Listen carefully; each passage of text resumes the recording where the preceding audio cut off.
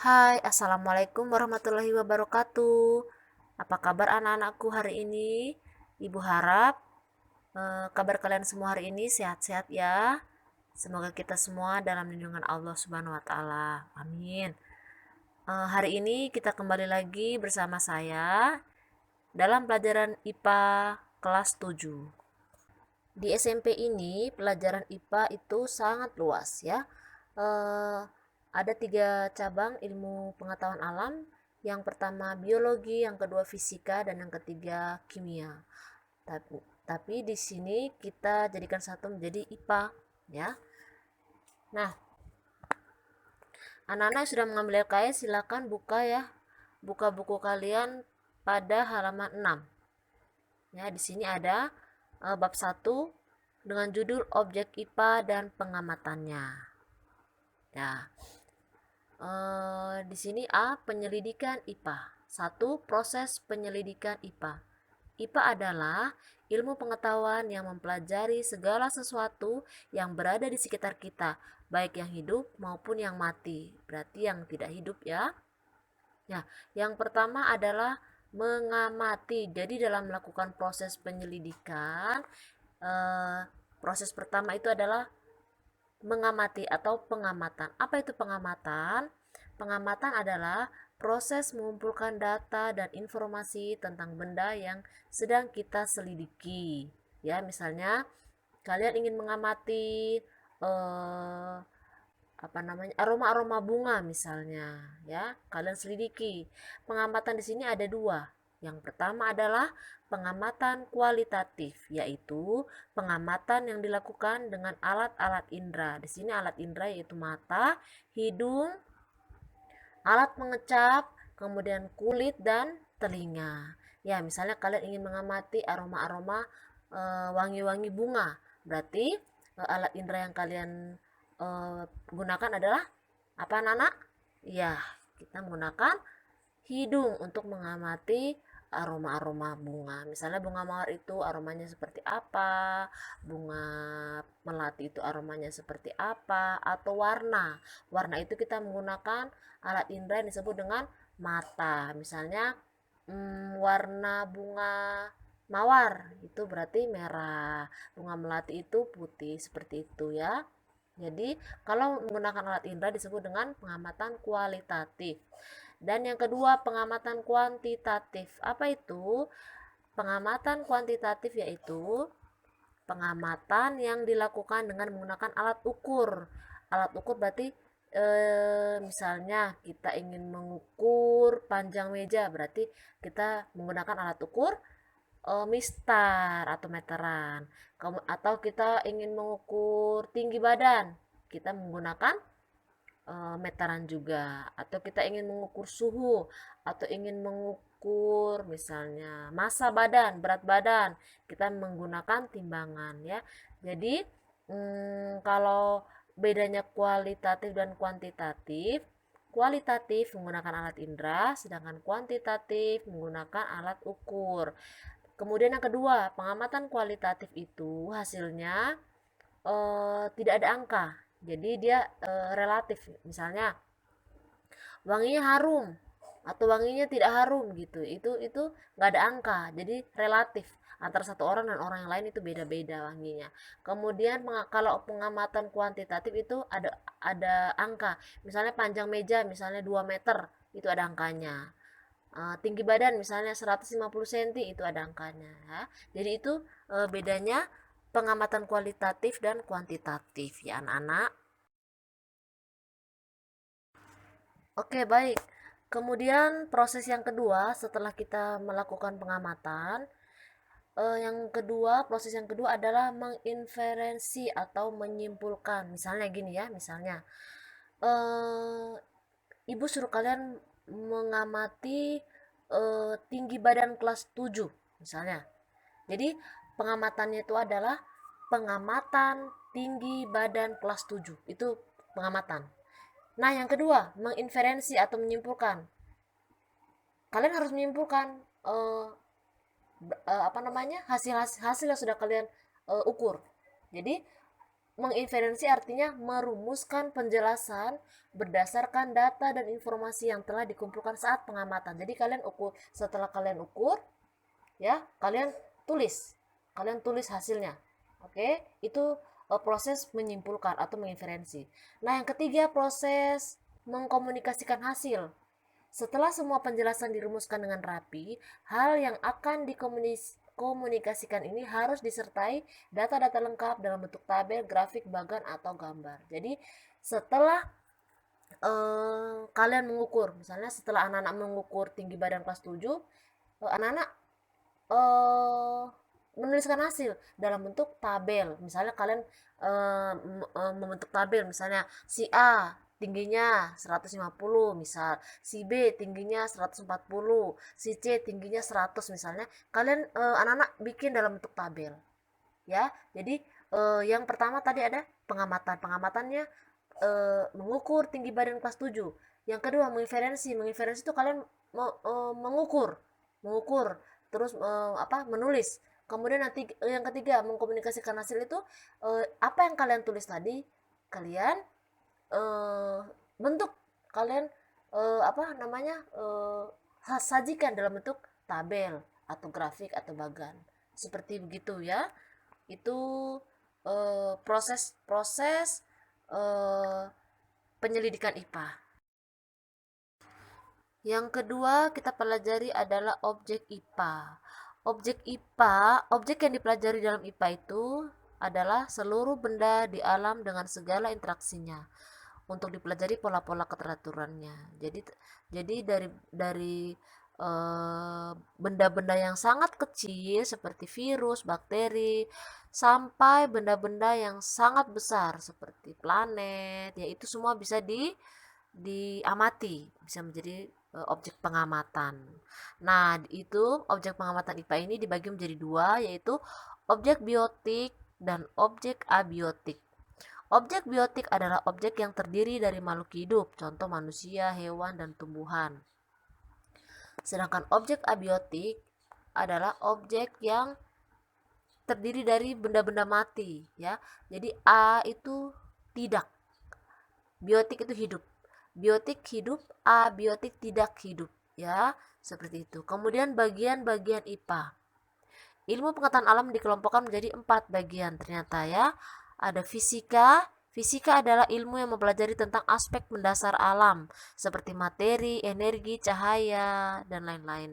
Kemudian yang kedua adalah kimia. Kimia adalah ilmu yang mempelajari segala sesuatu yang mengenai materi atau zat dan penyusunnya atau perubahannya serta interaksi antar materi yang satu dengan materi yang lain. Yang ketiga, biologi adalah cabang IPA yang mempelajari sistem kehidupan mulai dari ukuran yang kecil sampai dengan lingkungan yang sangat luas.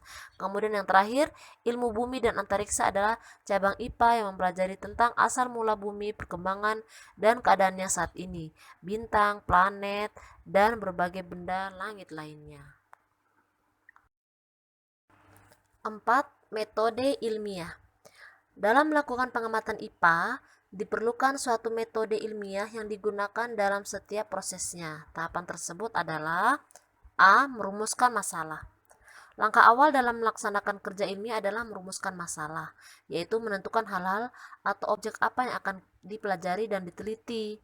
Misalnya contoh, perumusan masalah adalah mengapa buah apel yang kita kupas lalu dibiarkan dalam ruangan terbuka lama-lama akan berubah warna menjadi coklat? Itu kenapa? Ya, itu masalahnya. Nah, yang kedua adalah menyusun dasar teori. Dasar teori memuat teori-teori apa saja yang digunakan sebagai acuan dalam penyelidikan yang mau kita amati, ya. Dasar teori dapat diambil dari buku referensi, artikel, jurnal, hasil penelitian maupun pendapat ahli dan lain-lain, ya. Nah, hipotesis itu merupakan dugaan sementara mengenai masalah yang dihadapi. Kemudian yang ketiga, mengumpulkan data. Pengumpulan data dapat dilakukan dengan dua cara, yakni pengamatan secara langsung atau dengan cara melakukan percobaan atau eksperimen. Pengumpulan data digunakan untuk membuktikan kebenaran dari hipotesis yang tadi ada di dasar teori tadi. Apakah buku yang tadi kita sebagai acuan itu betul atau tidak, yaitu mengumpulkan data. Kemudian yang keempat, analisis dan interpretasi data. Analisis data merupakan kegiatan untuk mengklasifikasikan, menghitung, menilai, dan mengartikan data-data yang kita peroleh sehingga ada gambaran atas jawaban permasalahan yang kita hadapi. Jadi kita analisis dari data-data yang kita dapatkan, kita analisis kembali. Kemudian yang terakhir, menarik kesimpulan. Kesimpulan merupakan jawaban akhir masalah yang diteliti. Kesimpulan diperoleh dari hasil analisis data. Dari kesimpulan tersebut dapat diketahui benar atau tidak hipotesis yang telah dibuat. Ya, seperti itu.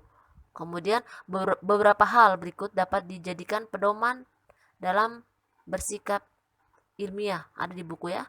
Ada mengenali fakta dan opini, ada mengembangkan rasa ingin tahu, ada berani mencoba dan tidak takut gagal, jujur dan teliti, tekun, ulet, dan tidak mudah putus asa, bertanggung jawab, dan senantiasa mensyukuri karunia Tuhan Yang Maha Esa. Jadi semua ada di LKS ya, anak-anak tinggal buka saja. Baik, sekarang kita masuk di B, yaitu pengukuran. Apa itu pengukuran?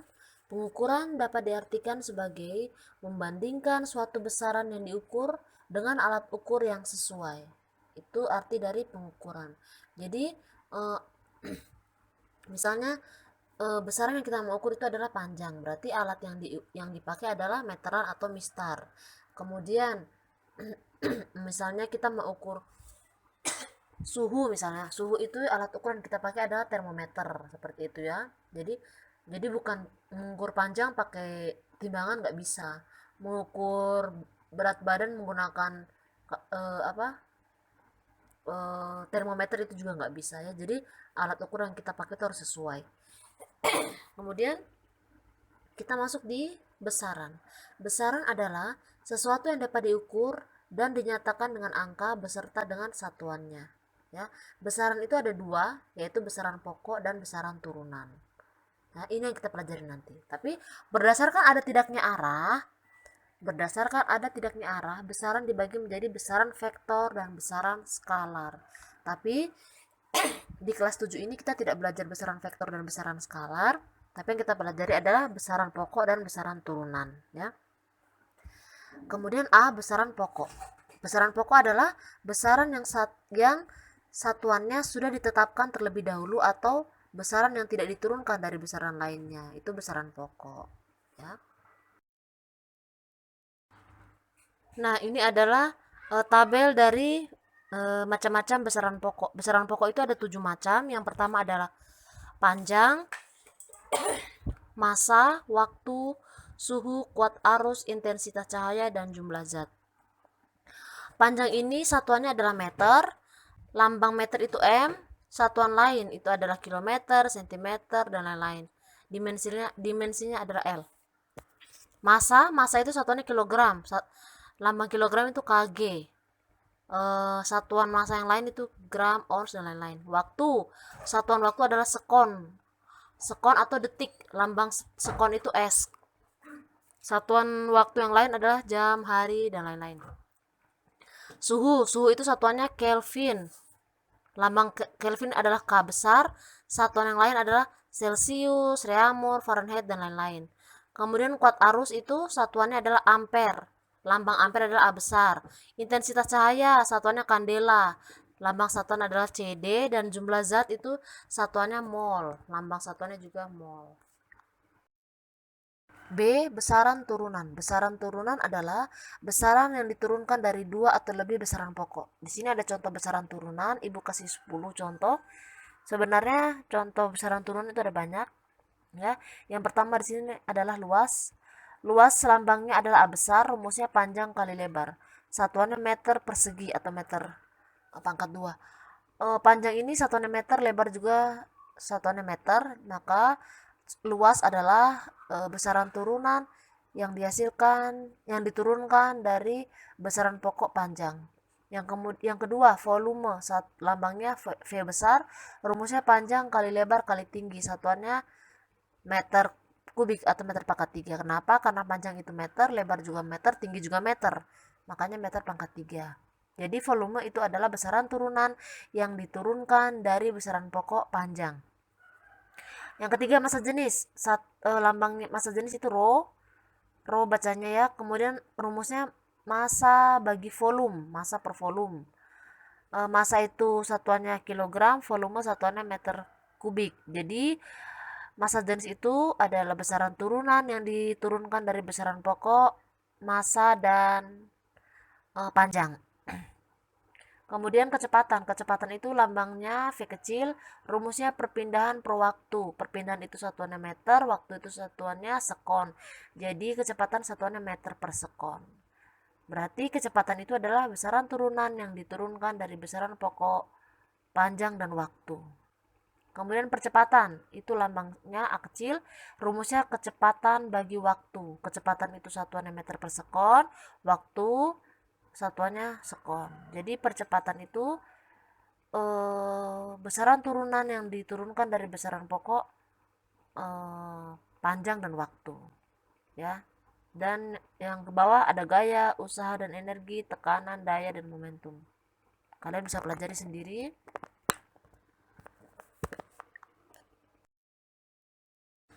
2. Satuan. Satuan adalah sesuatu yang digunakan untuk membandingkan suatu besaran. Contoh, meter, kilogram, gram, jengkal, hasta, inci, dan lain-lain. Satuan dibedakan menjadi dua, yaitu satuan baku dan satuan tidak baku. Satuan baku adalah satuan yang apabila digunakan oleh siapapun akan memberikan hasil pengukuran yang sama.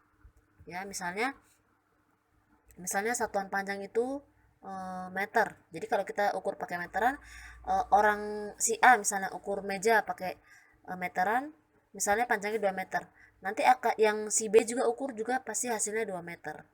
Si C juga ukur pasti hasilnya 2 meter. Jadi satuan meter itu satuan yang baku. Kemudian yang kedua, satuan tidak baku adalah satuan yang apabila digunakan oleh orang yang berbeda akan memberikan hasil pengukuran yang berbeda.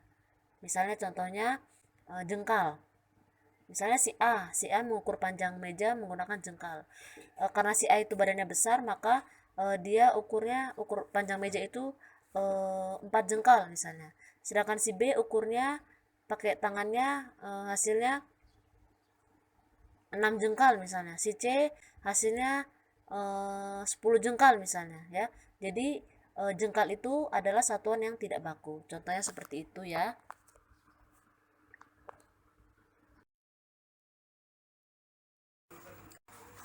3. Sistem satuan internasional. Pada zaman dulu, pada umumnya orang menggunakan jengkal, hasta, dan langkah sebagai satuan ukur panjang. Namun dari pengukuran tersebut didapatkan hasil yang tidak sama. Hal ini berakibat menyulitkan dalam pengukuran, karena jengkal antara orang satu dengan orang lain tidak sama. Oleh sebab itu, dilakukan penetapan satuan yang bisa berlaku secara umum. Para ilmuwan melakukan konferensi umum mengenai berat dan ukuran untuk menetapkan satuan yang berlaku secara umum. Dalam konferensi itu ditetapkan satuan yang berlaku secara umum yaitu satuan sistem internasional atau biasa disingkat dengan SI. Nah, syarat-syarat satuan internasional adalah: 1. Satuan selalu tetap, artinya tidak mengalami perubahan karena pengaruh apapun, misalnya suhu, tekanan, dan kelembaban. 2. Bersifat internasional, artinya dapat dipakai di seluruh negara. 3. Mudah ditiru bagi setiap orang yang akan menggunakannya. Jadi contoh misalnya, satuan panjang itu kan bisa kilometer, bisa sentimeter, ya kan, bisa meter. Tapi dalam satuan internasional, satuan panjang itu adalah meter, ya. Jadi satuan panjang dalam SI itu adalah meter, bukan kilometer, bukan sentimeter. Kemudian, 2, misalnya massa. Massa itu bisa kilogram, bisa gram, bisa ons, bisa ton ya. Tapi dalam satuan internasional, satuan massa itu adalah kilogram, bukan gram dan lain-lain. Kemudian misalnya waktu. Waktu itu bisa jam, bisa detik, bisa menit, ya, bisa hari. Tapi dalam SI, waktu itu satuannya adalah sekon. Sekon itu sama dengan detik, ya. Jadi seperti itu contohnya. Oke, baik, kita masuk di A, standar untuk satuan panjang. Nah, seperti yang tadi Ibu bilang, satuan panjang ini bisa kilometer. Di sini di layar kilometer, hektometer, dekameter, meter, desimeter, sentimeter, dan milimeter. Nah, waktu di SD kalian pasti sudah dapat ini kan di pelajaran matematika. Nah, jadi kalau eh, kilometer kita rubah ke meter misalnya, itu kan turun. Ya, turun berarti itu dikali 10. Satu tingkat itu dikali 10. Jadi kalau turunnya 3 tingkat berarti dikali 1000. Jadi nolnya ditambah 3. Ya.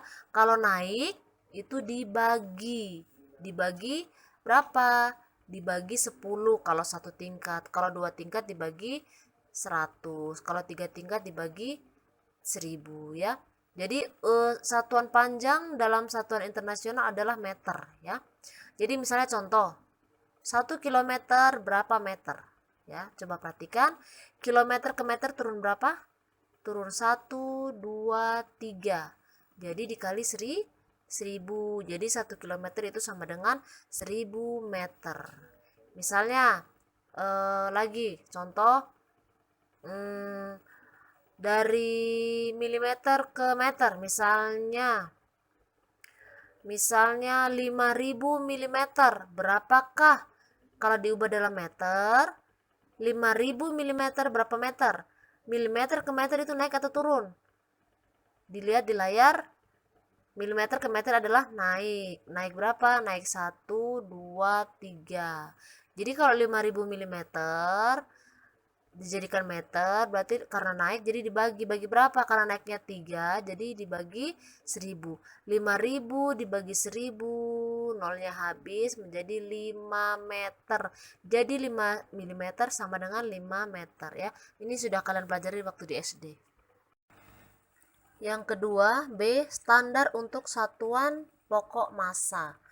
Di sini massa itu ada ton, ada kilogram, ada ons, ada kuintal, ya, ada hektogram. Nah, ini sebenarnya sama seperti panjang, tinggal diganti G.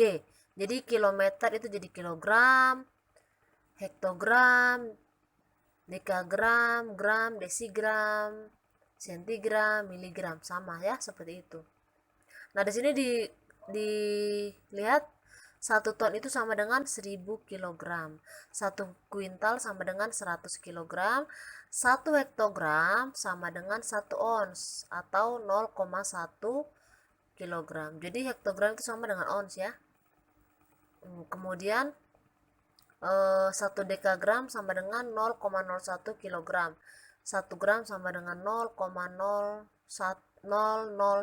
kg. Yang ketiga, yang terakhir adalah standar untuk satuan pokok waktu. Ya, waktu di sini dari yang